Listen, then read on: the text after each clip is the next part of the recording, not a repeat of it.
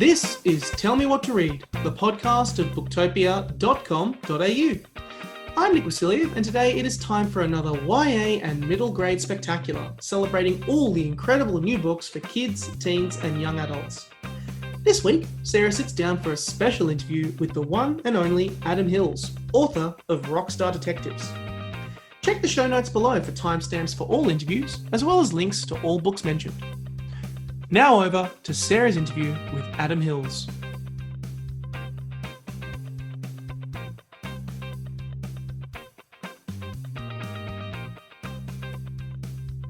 Hi, I'm Sarah, Kids and YA Category Manager at Booktopia, and I'm so delighted to be talking today with comedian, TV presenter, and most importantly, author, Adam Hills.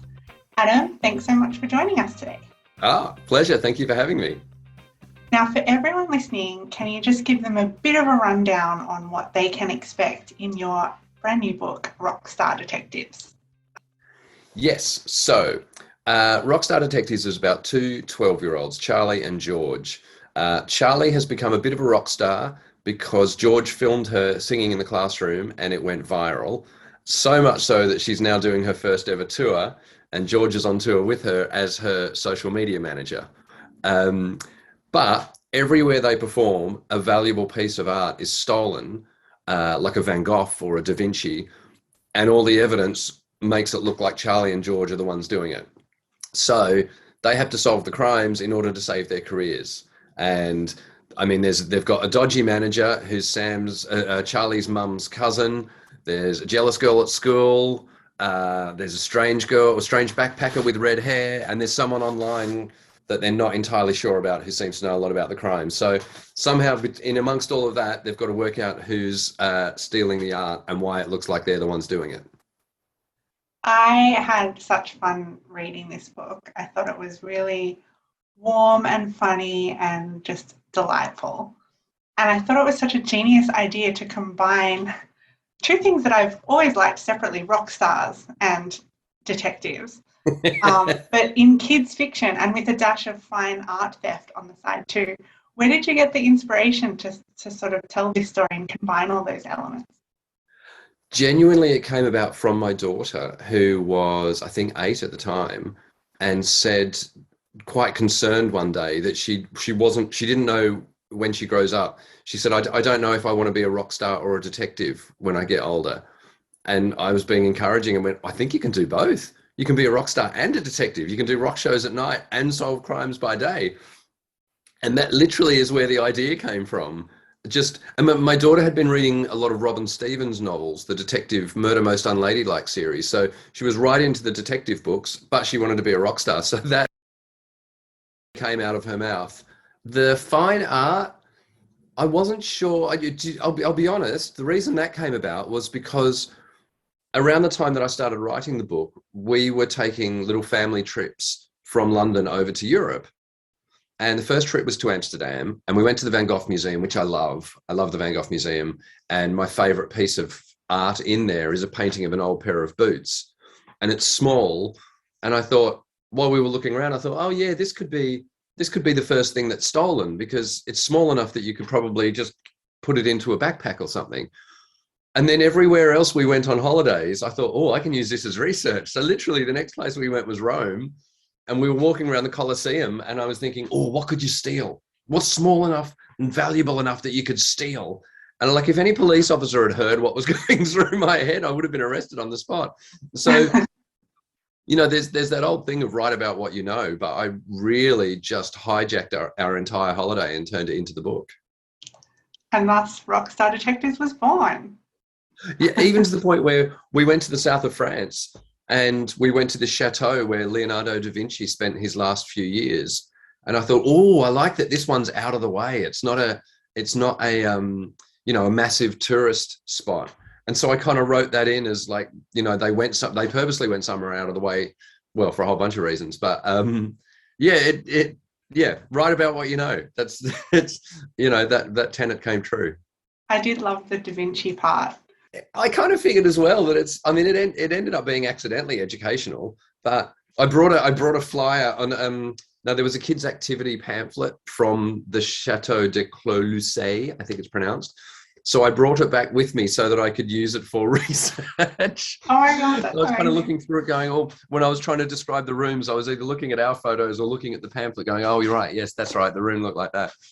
So, you know, I did try to make it vaguely educational, but also things just fell into place. Like, you know, the pair of boots was my favorite painting. And then when I looked at it, I thought, oh, it's kind of like Charlie and George. It's like a pair that don't quite fit, but they look amazing together.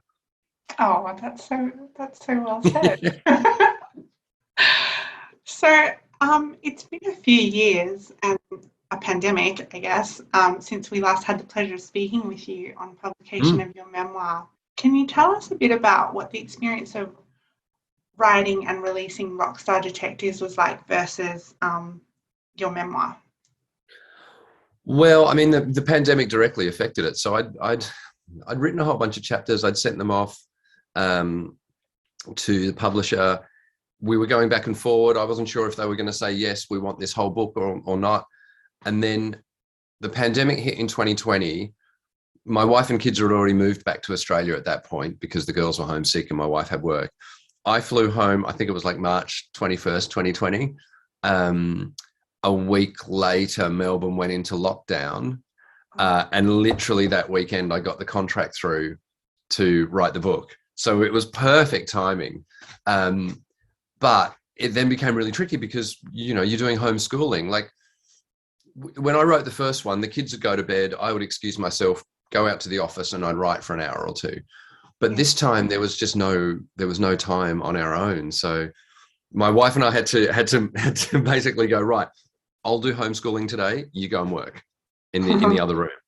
And then tomorrow you do homeschooling. I'll go work in the other room. And so that's kind of how I wrote Rockstar Detectives, like weirdly with my own little two rock stars in the other room, but me out in the office. But then because of hotel quarantine, I made 2 trips back to Australia, and each time I had to do 2 weeks of hotel quarantine. So I had 14 days in a row in a room on my own, not allowed out, no one to, you know, talk to. It was like an enforced writer's retreat. It was perfect. I couldn't leave the room, so I just had to write and then edit. And so I even thanked the Australian government in the acknowledgements. Oh my God. I'm not sure I would have got it written if not for hotel quarantine. Well, when writing a novel that has any kind of crime or mystery element, even for kids, or perhaps especially for kids, as you know, you can't get anything past them, it involves a lot of careful plotting and juggling of suspects and motives. And obviously, we will tread lightly around this and not reveal the guilty culprit in Rockstar Detectives. But I always love asking when I'm speaking to crime writers, did you know from the outset who your guilty party would be? Or did you sort of have to figure it out from a few possibilities along the way? No, I knew from the outset. I would say after having written about 5 or 6 chapters of the book, I then skipped to the very end and wrote the reveal, or at least outlined the chapter in which the guilty suspect is found, so that all the pieces that fell into place that identified that person as the suspect were there at the end, and so that I knew that I could go back and place them throughout the book.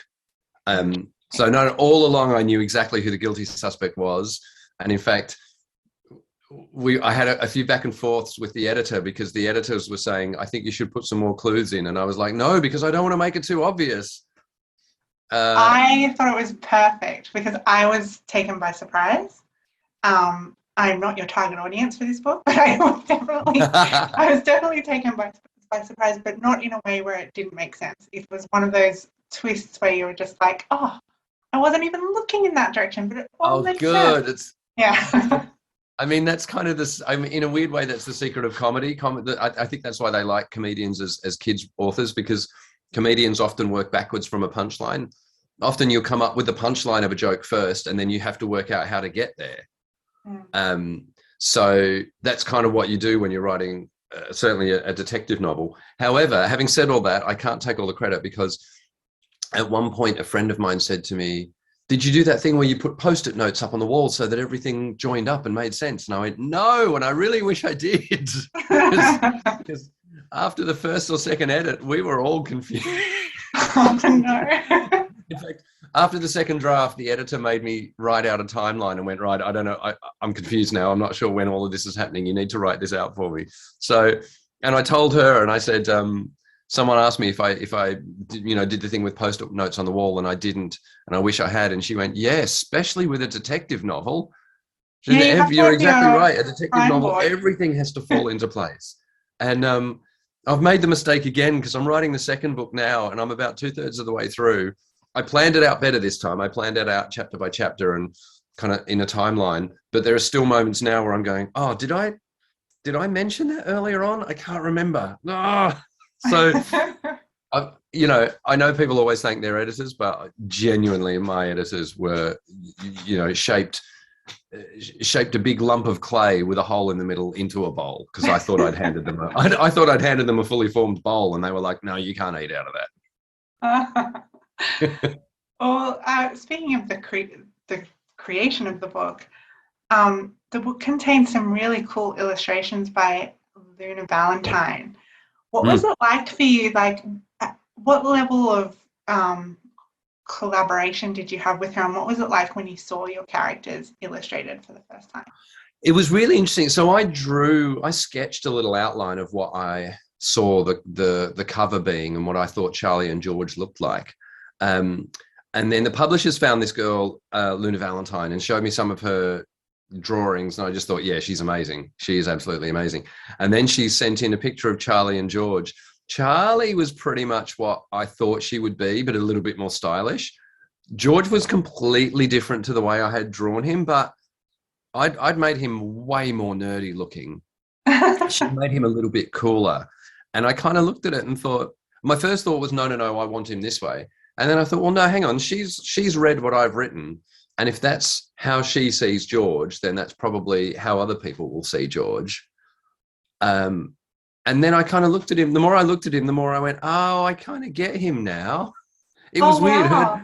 Her illustrations gave me a better sense of who Charlie and George were in a way. And then there was a little bit, I mean, I've not met her. We've emailed each other. There were various moments throughout the book where the editors thought, an illustration would go well here. And then Luna sent some stuff back. And then occasionally there'd be a back and forth. Occasionally I'd say, oh, I think this person looks a bit more like this. But no, I love the illustrations that she's come up with. I think they really add to the story. And like I read a little on-run review from a 10-year-old who said it was nice to put a face to the name. Oh. I thought that was a really lovely way of putting it. I feel like, look, let's talk about Charlie and George because they're such a great show. And they make a wonderful crime-solving team, but also their friendship just comes through really beautifully and is really special in the book. And now I'm going to ask you a really impossible, cruel question that I don't even think I could answer. But can you pick a favourite between your two lead characters, or love them both equally? No, I tell you what, I can't pick a favourite, but my favourite because my favourite Charlie and George scenes are when they're together. Originally, I'm not sure if it even ended up in there. Originally I kind of wrote some scenes where they were off on their own and they were quite jarring. It really didn't sit right. But no, I always notice when I'm writing that when the two of them sit down and bounce ideas off each other or just bounce off each other generally, they're my favorite scenes to write. Because, and what would happen is I'd be writing a conversation with them and one of them would come out with a joke that I wasn't expecting. They had taken on a life of their own. So as I was writing, Charlie said this and then George said this, and then I could just see the interaction between them. But yeah, every now and then they would surprise me with something they said and I'd be like, oh, I didn't expect that. That's a really good joke, George. So no, I definitely don't have a favorite, I think they are both at their best when they're with each other. They really do just seem to bring out the best in each other and just have such a beautiful bond. It's like the nicest part of the book, I feel. Like it's so fun. There's all this stuff going on, international art thefts and rock star glamour lives and detecting and school rivals, and it's like loads of fun, but just at the heart of it, there's just this beautiful friendship. You happened to mention that you're working on book 2. Are you able to expound on that a bit? How long of a series do you think would you foresee this being? I don't know. That's to answer your second question first. I don't know how long the series is. I've certainly got book 2, and I've got an idea for book 3. I don't know how much longer it would go after that, but there's every possibility it could keep going. Book 2 is Movie Star Detectives. Excellent. So Charlie and George in book 2 are making a movie. How much can I give away? Basically, they turned everything that happened in book 1 into a film script, and someone bought the film script. So in book 2, they're making a movie about everything that happens in book 1. Oh my God. Are they playing themselves? Well, no. So Charlie's playing herself, but George isn't. Okay. George is not confident enough in his own abilities to get in front of the camera. So he's behind the camera. Charlie's playing herself at the moment. Anyway, this is only first draft. I don't want to say too much, not because I don't want to give it away, but because... So what happened with the first book was I wrote the first draft and gave it to my daughter to read.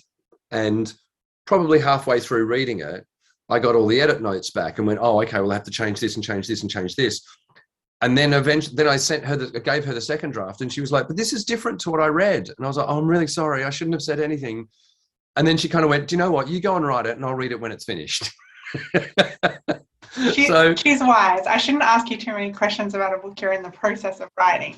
I know, cut to a year's time where you and I are talking and we're like, yeah, it turns out it's cruise liner detectives. Oh, please make that book 3. I mean, there's no reason it couldn't be, to be honest. I think in my head, in the entertainment industry, there's so many different ways their careers could go. And, I could imagine the next book where they're making a movie, and maybe the one after that, they're at a comedy festival. They could be performing on a cruise. You're exactly right. They didn't get to do, they were planning a US tour in the first book. So there could be US tour detectives. Yeah. Oh my goodness. I mean, to be honest, the way kids get into media right now, I think TikTok detectives is going to have to enter there some point. Okay. I wanted to ask you a question that I do like to ask all the kids' books authors. Which is, I love knowing what books you loved most when you were a kid, because I feel like it really I think generally speaking, the books we love as children really have a huge effect on us as we go through life. So what were your foundational kids' books when you were growing up? When I think of kids' books, the first one I think of is an author called Paul Zindel, but that wasn't really a kid's. I was probably in high school, so maybe 13 when I got into Paul Zindel. It was, I guess, it was young adult, but it was also comedy, and I think that's why I really clicked with it. It's probably the first time I had read anything that classed as comedy, really, and so that's why. I had that in the back of my mind when I was writing this book, is that I wanted it to be funny enough that kids would enjoy and laugh at. But the weird thing about Paul Zindel is I couldn't tell you any of the story. I remember the names of the books. I think there was My Darling, My Hamburger. There was The Pig Man, I think. I couldn't tell you what they were about, but I just remember the comedy in these books. I remember loving reading jokes for the first time or reading humorous writing. So... yeah, those were the ones. Those and Charlie Brown comics. Peanuts. Yeah, I still give Peanuts compilations as gifts to people, because I still think that the wisdom of Peanuts is the wisdom of life. I think I live my life. I'd live my life more by Peanuts than I do by the Bible. That's wise life advice, I feel. The word according to Snoopy.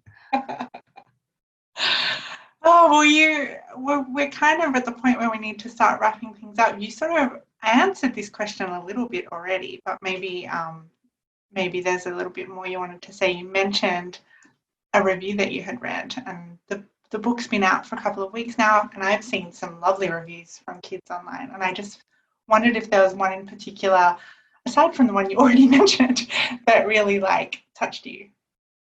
Yeah, let me say, do you know what? I've taken a few screen grabs of them. There was one that said, what was it? My mum got angry with me because I wouldn't go to sleep.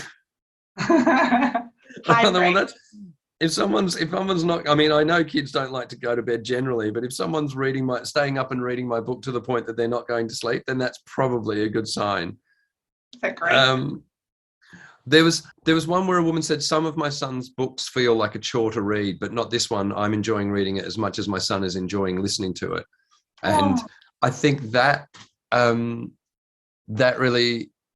made me happy, because that's what I wanted. I wanted it to be a book that I wanted to talk to kids like they're grown-ups, because I know with my daughters, they don't like to be talked down to. They don't like to be talked to as if they're kids. They like you to assume that they're intelligent and mature, and you can talk to them normally.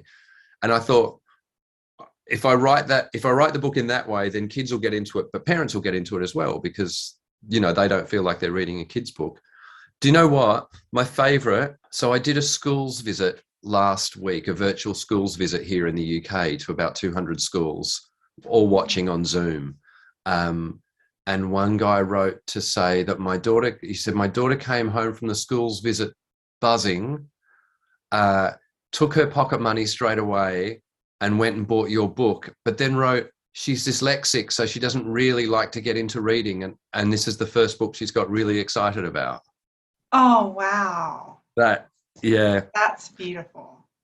Because that's what you want, isn't it? When you're writing a kid's book, certainly when I was writing this one, George is in a wheelchair for a reason. I kind of wanted kids to just come to terms with disability and to realize that disability can be an advantage. Like George sees Charlie. The reason he meets Charlie is because he's sitting lower than everybody else, and he sees her across the playground. He spots clues throughout the book that nobody else spots because he's on a different angle to everybody else. There's a wheelchair chase where he's faster than everybody else because he's going downhill in a wheelchair. So I wanted kids to walk away from the book and look at disability differently, and not just go, oh, hey, disabled people are normal. I wanted them to go, well, actually, sometimes having a disability can be an advantage. So to hear things like that like this little girl who has this dyslexia wanted to read the book, that's, those are the little things that kids remember. And if you can plant a little seed like that, then maybe it grows into something bigger. Oh my gosh, that's so heartwarming. I'm like, I can't think of a better note to end on. That was very beautiful. And I think that's exactly how I feel about the book. The book is just totally heartwarming, loads of fun, funny, and just anyone who's got a middle grade reader out there, hungry for a read, should really check it out. I'm getting a bit salesy at the end of this podcast. I'm like, so I'll say, Adam, thank you so much for joining us today. It's been such a pleasure chatting with you. Oh, likewise. Thank you. I really enjoyed that chat. And thank you so much for what you said about the book. It means everything. Oh, well, for everyone listening, really, I highly recommend you grab your copy of Rockstar Detectives by Adam Hills at your local bookstore or online at Booktopia. Thanks so much for listening, everyone, and never stop reading.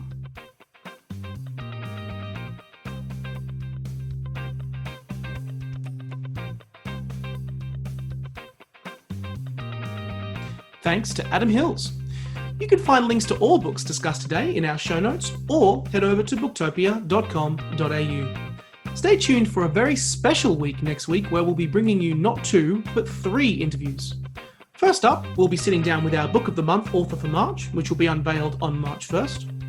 Then, in our traditional Wednesday slot, we'll be sitting down with Sarah Runke, director of the Brisbane Writers' Festival, to discuss the upcoming 2022 version of the festival. And then lastly, join us on Friday for a conversation with Erin Barnett, author of Endo Unfiltered, in conjunction with the launch of Endo Awareness Week. Thanks for listening, and never stop reading.